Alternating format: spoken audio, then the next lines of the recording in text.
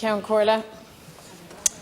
Taoiseach, this morning people have woken up with a great sense of anxiety and indeed uncertainty for the future.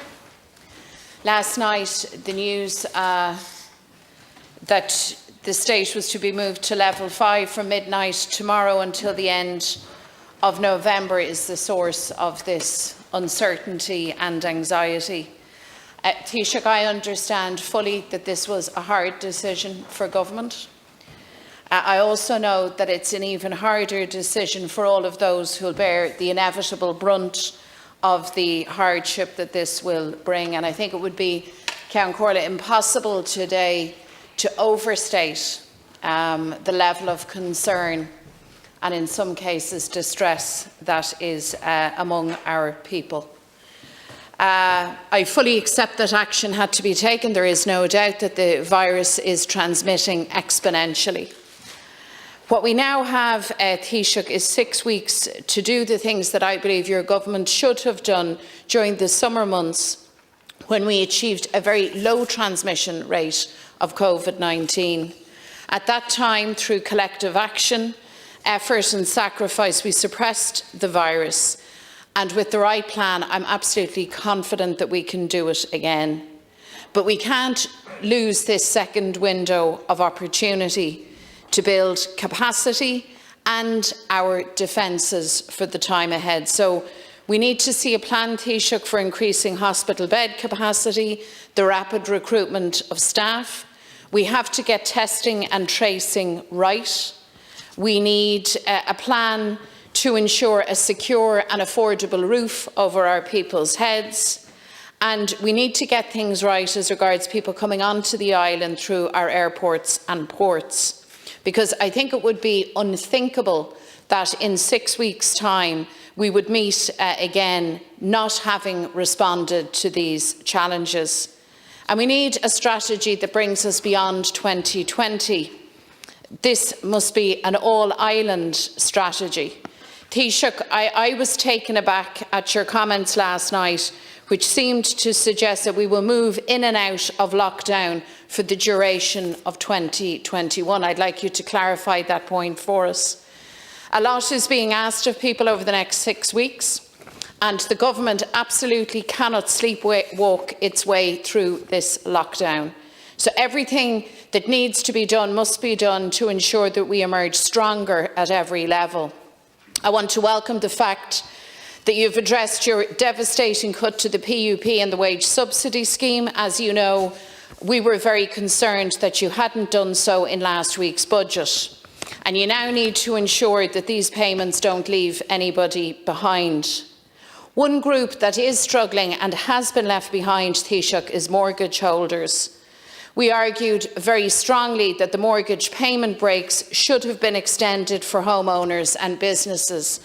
That was at the end of September, in fact just 3 short weeks ago. And yet the government failed to secure these protections. And now, 3 short weeks later, we are on the eve of 200,000 people losing their jobs. Do you now accept that this was a very grave error in judgment on the part of your government and in particular the Minister for Finance?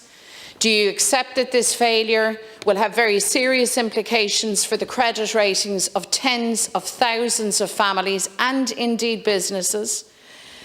You could have done something about this, Taoiseach, but you failed to do so, and that is shocking. And you can't blame people for thinking that the cosy relationship between your partners in government, Fine Gael, and the world of high finance was a key reason as to why government sat on its hands and allowed this to occur. So I want to ask you, Taoiseach, who is calling the banks in? Will you be in contact with them directly yourself? And will you make it clear to them that they must play ball in giving easement and breathing space to mortgage holders? Taoiseach. Well, first of all, I do accept that moving to level 5 creates a lot of anxiety and difficulties and challenges for people, particularly people in employment who will now lose their jobs, enterprises who've struggled through the pandemic and who, since the reopening up, right up to now, were endeavouring through hard work and putting in place safe protocols, endeavouring to save their enterprises and keep them going, and to a large extent many did. And to be hit with having to move into level 5 is a huge blow to them. That has to be accepted. And that's why it is a very difficult decision to move to level 5. And I know that from talking to all of the leaders over the last 2 weeks, that all of you were of a view that moving to level 5 would be very, very difficult indeed. And obviously that is the case. However, protection of public health is paramount. And also, NEFIT's view, and just to say, the virus thrives on congregation. Where large crowds gather together, the virus spreads. That's the fundamental truth. And therefore, we have to avoid large crowds gathering in any context and mixing and engaging. And so we are not proceeding with an elimination strategy as a country. Zero COVID, we're not proceeding with that. We're not proceeding with herd immunity strategy. This virus kills, and this virus also damages people for the long term in terms of it can have long-term health implications. So the strategy that's then to be followed is one of suppression. And you asked the question that I held out the prospect last evening that we're in a cycle. We are. But it's very much subject to human behaviour. All of us, in terms of reducing congregation, reducing the gathering of people in large numbers. And that's not, I'm not saying that. NEFIT have said this to us. And I do foresee, I'm just being very candid with the Oireachtas, I do foresee a period where you will have periods of higher level restrictions, followed by lower level restrictions, and, if necessary, followed by higher level restrictions again if the virus continues, it spreads during the reopening phase. And it's not fair. I think the testing capacity we're testing way more people than we did in the first phase. The CMO was on the news at once saying that we're testing at an unprecedented rate right now. And the serial testing programmes are picking up a lot of cases, particularly in nursing homes and in other locations. And they've also been in the schools as well. And up to 13,000 students and teachers will have been tested. And I do think it's important, and I think the positivity rate is around 3% there. So it's important that we set that as a societal objective and priority, that we keep our schools going. And you spoke about people having a roof over their head. That's why construction is being kept going. That's why we're allowing construction, because we have a homeless crisis, we have a housing crisis. We need to build homes. We've lost ground during the first lockdown. Our construction sector took a bigger hit than any other country across Europe as a result of the lockdown in terms of output and in terms of houses built. So we're behind. The new government, before the new government was even formed, it's behind in terms of targets for 2020 because of the lockdown. So we have to really keep building houses because of the crisis in homelessness and in the need, the long social housing lists, and in the need for people generally for housing. On the all-island approach, I think you're well aware of the situation.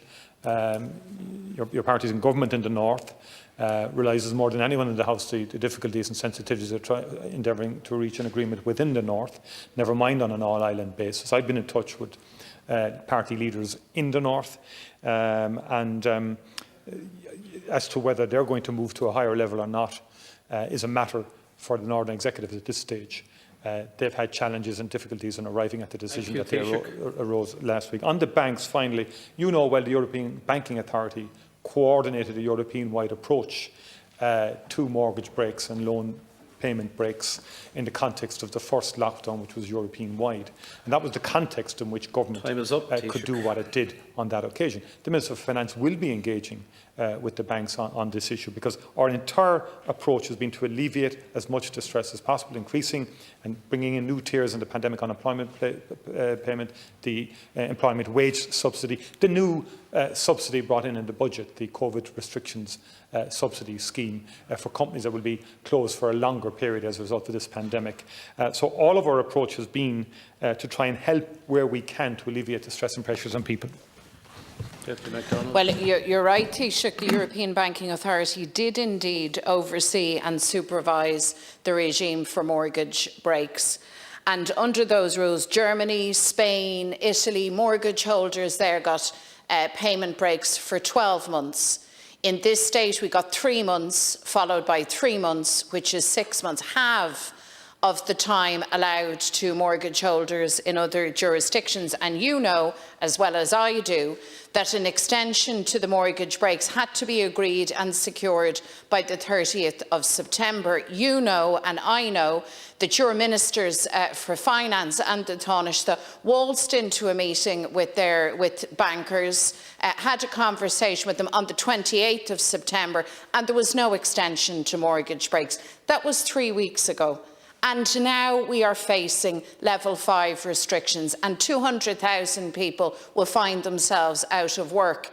And those already out of work are reporting to us, to MABs and to other authorities that the banks are not facilitating them. They are not offering them alternative payment methods. In fact, Count Corlett, they are saying to them, that's too bad, your mortgage isn't sustainable, we're offering you no alternative. And you know what that's a recipe for, Taoiseach?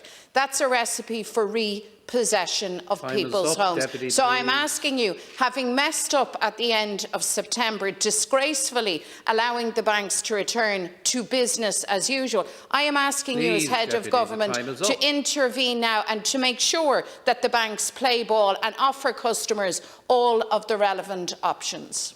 You continue to play the populist card. I think the first thing you could do is talk to your party colleagues in the north and get them to do better. Get them to do much better in terms of mortgage breaks. They're only offering a 3-month payment break that can be extended after an assessment, unlike the Irish payment break, which offered 6 months in total without assessment. You need to get your own house in order. You continue to lecture people here all the time about what we should be doing, and you don't do it and deliver it where you have power and where you're in government. And it's always somebody else's responsibility, but never yours. That is always your story in terms of any issue. And the Minister for Finance and the Minister for Public Expenditure don't waltz in to meet the banks. Okay, less nonsense. Okay?